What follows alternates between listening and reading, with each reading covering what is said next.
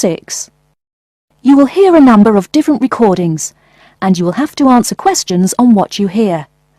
There will be time for you to read the instructions and questions, and you will have a chance to check your work. All the recordings will be played once only. The test is in 4 sections. At the end of the test, you will be given 10 minutes to transfer your answers to an answer sheet. Now turn to Section 1. Section 1. You will hear a conversation between an agent from City House Services and a customer who wants to have her house cleaned. First, you have some time to look at questions 1 to 4.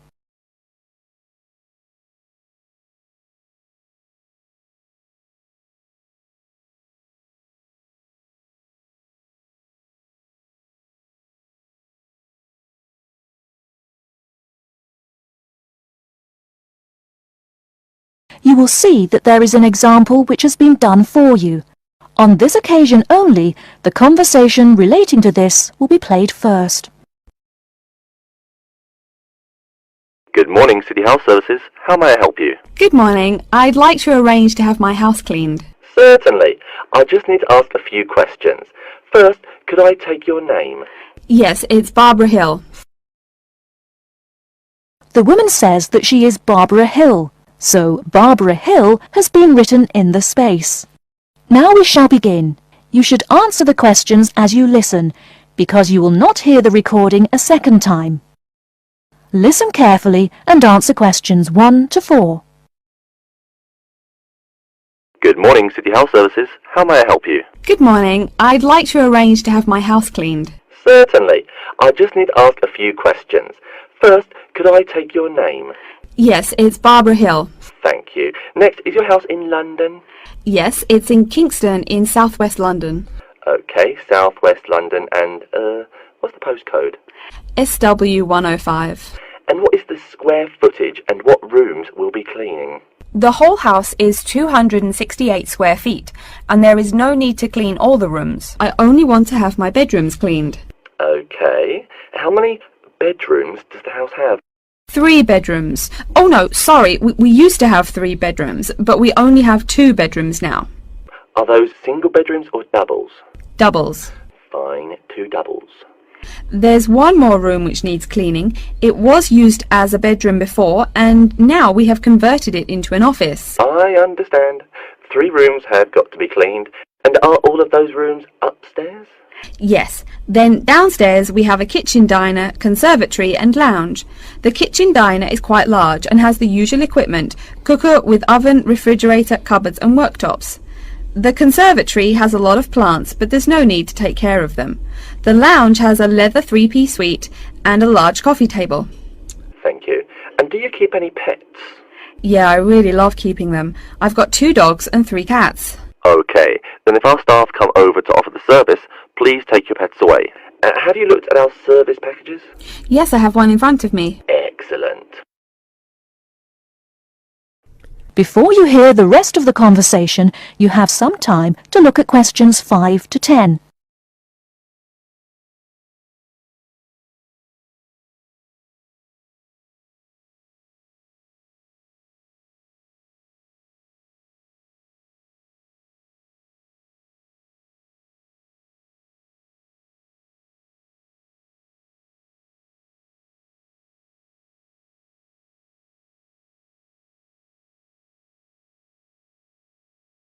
Now listen and answer questions 5 to 10.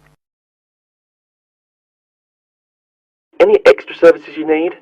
Switching bed linen, work in the garden, clean the glass in the conservatory, that kind of thing? No. Actually, replacing the bed linen, yeah, that would be good. No problem. I'll just make a note of that.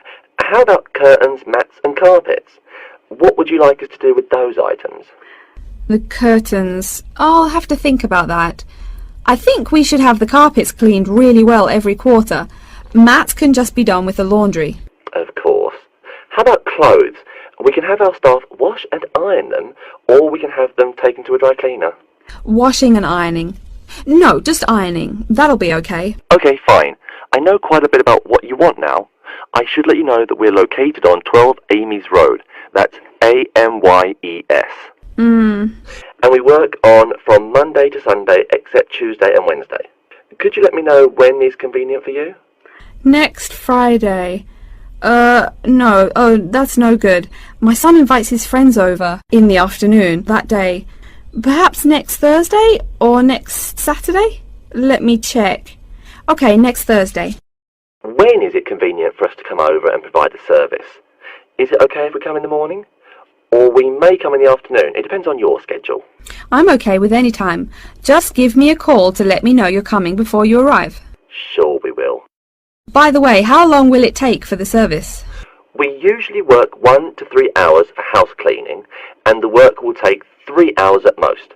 And of course, if it takes more than 3 hours, you should pay extra for it. Fine. So, let me just do some calculations. That is the end of section 1. You now have half a minute to check your answers.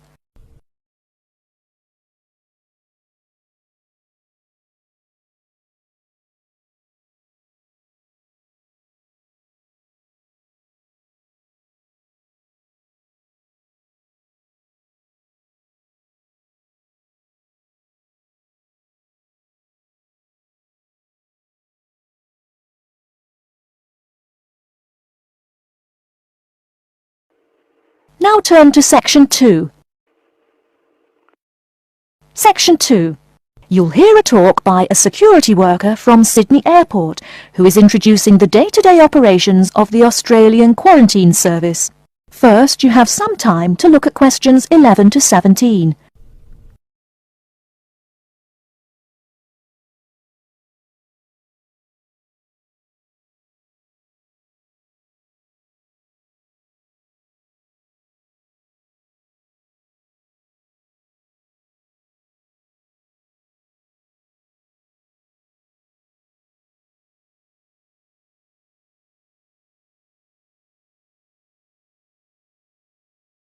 Now, listen carefully and answer questions 11 to 17. Hi everyone and welcome to Sydney Airport. Today I'll be giving you the inside information on the day-to-day operations of the Australian Quarantine Service here. We hope to provide you with a better understanding of why such heavy security regulations are necessary by educating you on how we operate and why we do the things we do. We're not here to try to persuade you to fly through Sydney Airport, though we hope you'll find your experience relatively stress-free and comfortable. First things first, our personnel. Can anyone guess how many people work at Sydney Airport? We have 200 alone working in Terminal 2, so can you guess how many in the whole airport? I heard someone say 360. That's getting closer. What? Did someone say 2,000? That's way too high. Sydney Airport actually employs 440 people. A lot, right? And about half of those employees work in security-related matters. Moving on to our not-so-human employees, let's come and see our favourite pooch, Milton. Milton is our best drug-sniffing dog on the force. He's friendly to most people. You can even come pet him at the end of our tour. Burnouts, beware though. He'll find everything. Notice that even though there are so many of us around him, Milton stays quite calm. This is the precise reason he was chosen for the job. Dogs that are chosen are not predisposed to sniff out different narcotics. That's something we teach them already. So here's a part of the airport most people never notice, the cargo transport terminal. This is where packages are shipped to and from. Normally we ship around 4,400 packages per month. In this airport alone, over 52,000 packages were shipped in and out over the past year. We ship to and from 170 different countries. Not bad, eh? Probably it will go up to over 72,000 packages this year. And despite over 100 flights in and out of here daily, the number of lost or delayed packages is impressively low. If you send your package through here, rest assured we'll get it where it's going. Let's move on to the area most of us are familiar with, the passenger terminals. In order to be allowed into this area, you must pass through security with your ticket and, if you're travelling internationally, your passport. If you're travelling domestically, you just need a legal form of ID. If you don't have those, you will not be allowed to pass through security and board your flight. During the security scan, your carry-on items will be checked for dangerous items such as weapons, sharp objects and liquids that exceed our specified limit. If you attempt to pass any of the prohibited items on this list posted at the entrance, you are still allowed to board the plane, but you'll be given a warning and your item will be confiscated. Don't worry, we will not arrest you for having too much shampoo in your bag or anything like that. We also search your carry-ons and parcels for any perishable items. We prohibit the transportation of local vegetation and prohibit parcels containing any insects in them. You may or may not have learnt about this in biology class, but when some plants are introduced to a new environment, they spread wildly and wipe out the current species around it. It is important to control the introduction of new plants into an ecosystem, so we must prohibit the transport of any fertile seeds. So what happens to parcels containing possibly suspicious items? It's of course something we do not take lightly here. If an object passes through the scanner that appears suspicious in any way, it is separated out for manual search by a member of our trained security personnel. If an illegal plant or simple sharp object like a pocket knife is found, it is simply disposed of in our biohazard waste containers, and the package itself is returned to the sender, or passenger if it is for a passenger flight. More serious weapons are reported to higher authorities for investigation. Before you hear the rest of the talk, you have some time to look at questions 18 to 20.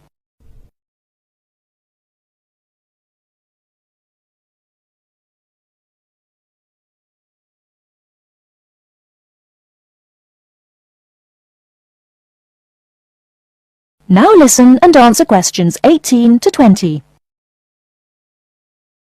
As far as parcel security, the material of the parcel is important. For shipped goods, the most common material used and the most widely accepted is paper. Make sure it is packed sturdy enough with no rips or tears. We've definitely had packages rip open before due to haphazard packing. A more common problem, though, is the package labels. When an item does not make it to the right place, this is the most common reason. The label may not be in the right place or marked clearly enough. If you're receiving any items from abroad that must be declared, please remember our guidelines in order to ensure the timely delivery of your item. Make sure it is packed correctly, and we ask that you notify customs between 2 and 10 days within the item's scheduled arrival date. OK, before we move on, are there any questions? That is the end of section 2. You now have half a minute to check your answers.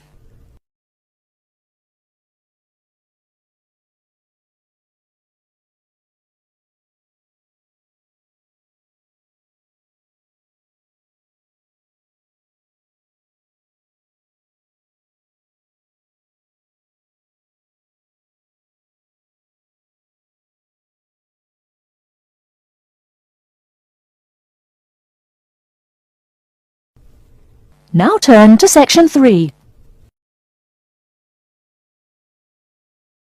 Section 3. You will hear a librarian called Adam Smith talking to the students about how to use the facilities in the library. First, you have some time to look at questions 21 to 26.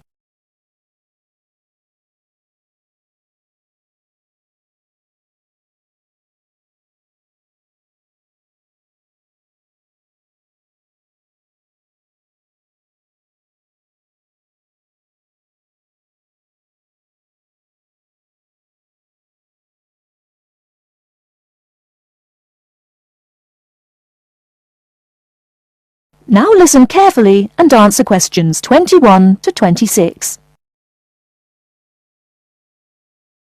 Welcome. Please come in and gather over here around the tables. My name is Adam Smith, and I'm the librarian here. I'll show you around today and explain how to use these facilities. Hopefully, when I'm done with it, you'll know the ropes. And please feel free to let me know of any questions or concerns that you may have. Now we're at the gate of the library. Upon entering into the door, you'll find that the restrooms are on your left-hand side, and opposite them is a photocopy room. Many of you are wondering about the check-in and check-out process. What you have to do is go to the circulation desk, which is to the east of the photocopy room. The reading room is a really large area in the center of the library, just to the north of the circulation desk. I'm sure you won't miss it. If you're here to do research, this is where you should bring books to look through. However, if you're here to do any group projects or other interactive activities, I advise you to use one of the study rooms, which are just to the east of the reading room. Moving on to the southeast corner, we have the periodical section, just next to the study rooms. We have a collection of different newspapers and magazines in this section. You can get last week's weather reports, or all the top stories 5 years ago. Our periodicals can be traced back 20 years to the time when our school library was built. Our first question. Yes. Can we check out magazines from the library? I'm sorry, but you cannot take any periodicals out of the library. You're welcome to read them for as long as you want while you're here, but you cannot check them out. I wonder if there is any place where we can get some food in the library. Do we have a store here? Of course. The Food Service Center is just meters away from the study rooms. It's on the northeast corner as you look at the map. The Food Service Center offers different kinds of snacks, though it's not big. Well, moving on along to the west, you will find the Video Resource Center on your right hand. We have educational videos and documentaries, as well as major motion pictures. We ask that you pay attention to the tag on the video that you pick up, as many of our documentaries are for on-site viewing only and may not be taken out of the library. To the west of the Video Resource Center is our satellite TV station. Here we stream the news from Channel 19 for most of the day. How many channels does it have? It does have nearly 200 channels, but we generally will give top priority to channels with some big events, like presidential addresses or other breaking news. During the coverage of the presidential debate, students will take a break from studying and flock to watch it. Last, but perhaps most important, is the inquiry desk. It's just on the left-hand side when you walk into the library, so it's impossible to miss it. If you have any questions about how to use equipment or where to find something, come and ask the assistant. Don't be shy, because that's what they're here for. Before you hear the rest of the talk, you have some time to look at questions 27 to 30.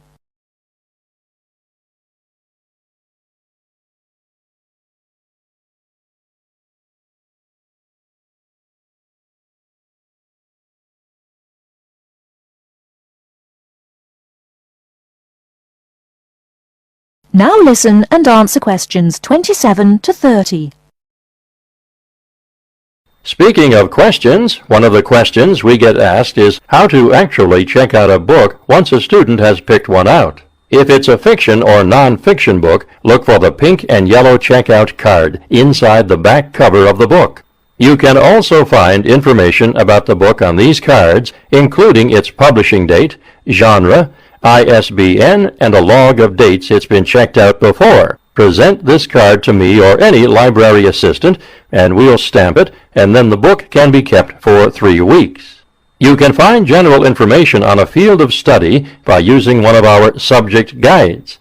We have them on paper here, but any of our computers will allow you to search within fields as well.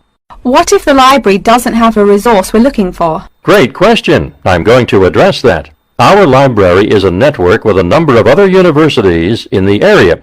So if there is something you're looking for and it's available somewhere in the area, we'll be able to get it for you. However, there are universities which are not part of the network, so we do not share resources with them.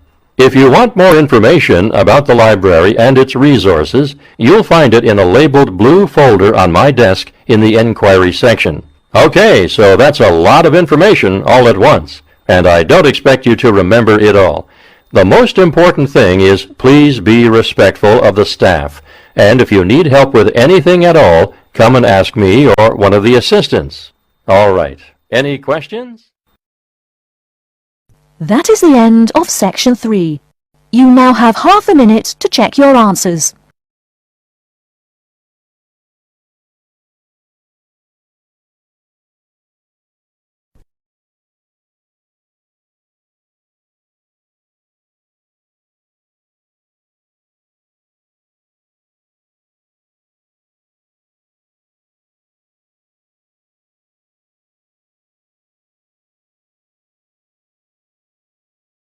Now turn to section 4. Section 4. You will hear a lecture about Crocodylus niloticus and its living habits. First, you have some time to look at questions 31 to 40.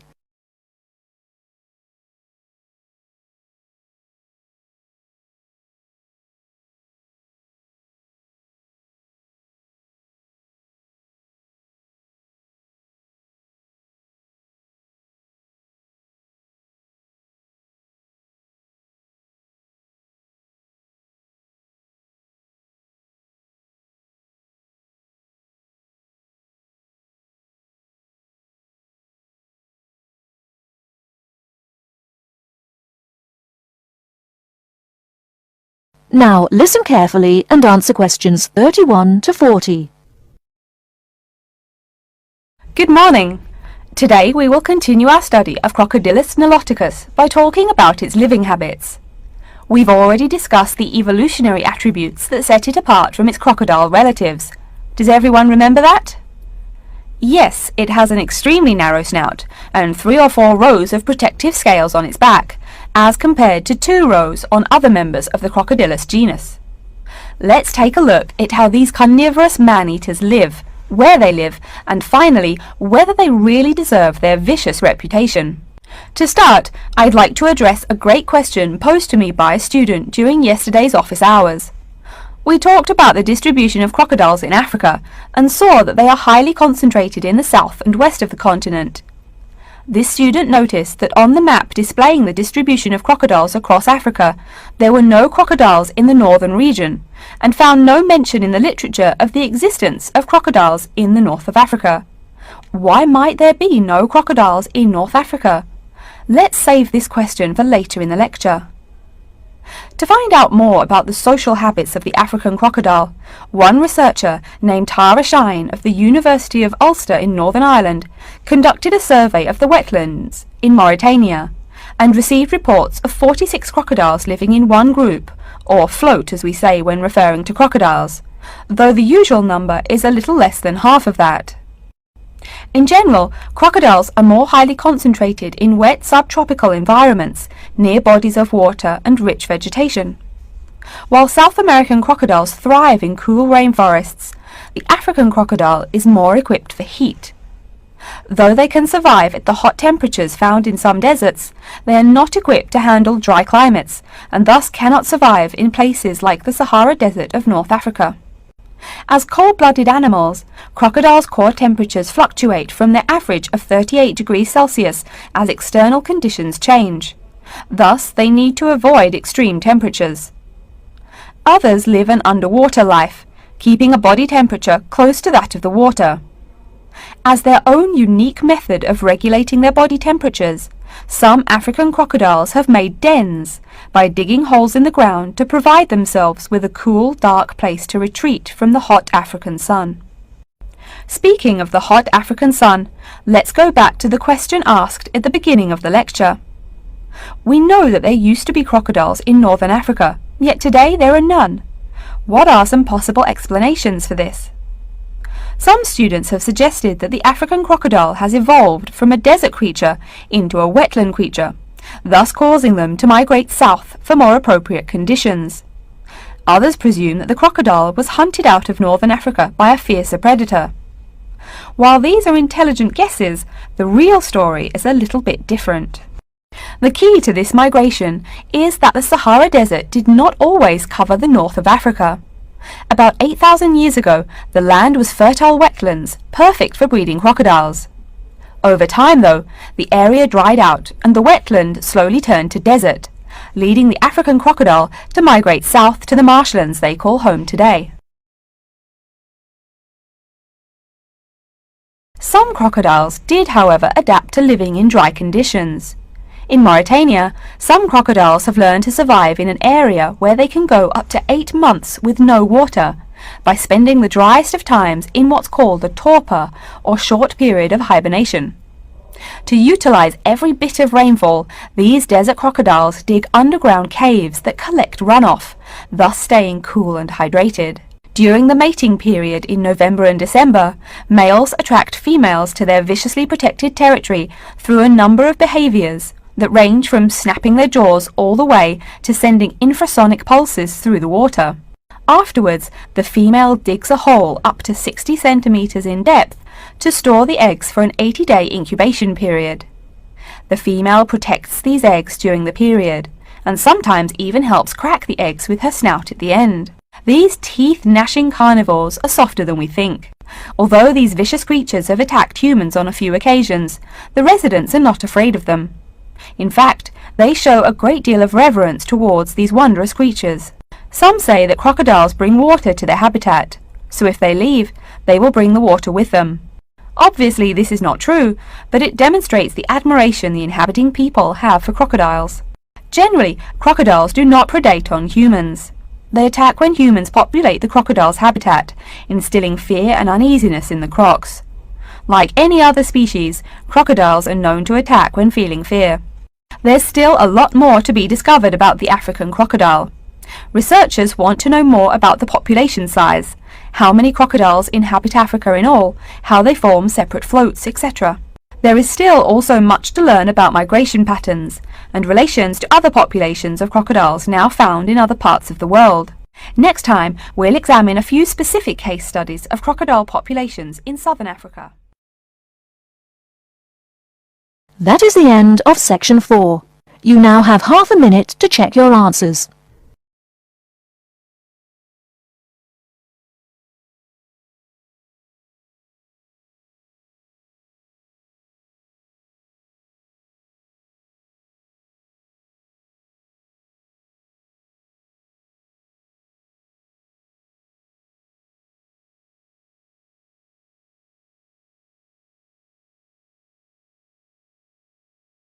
That is the end of the listening test. In the IELTS test, you will now have 10 minutes to transfer your answers to an answer sheet.